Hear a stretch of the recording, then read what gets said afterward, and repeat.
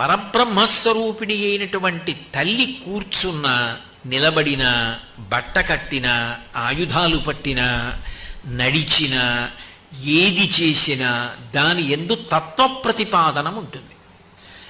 ఏమీ తెలియకపోయినా అమ్మా అని భక్తితో అమ్మవారిని పట్టుకున్నాడు అనుకోండి, ఏ తల్లి మనసిచ్చిందో ఆ మనసు అమ్మవారి దగ్గర పెట్టేశాడని గుర్తు.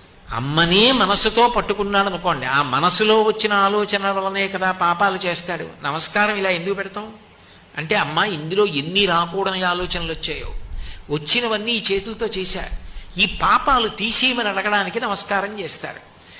అప్పుడు ఆ తల్లి ఏం చేయగలదు అంటే, ఆ తల్లి ఇంకా అటువంటి ఆలోచనలు తలలో పుట్టకుండా చెయ్యగలిగిన తల్లి, మంచి ఆలోచనలు తలలో పుట్టేటట్టు చెయ్యగలిగినటువంటి తల్లి.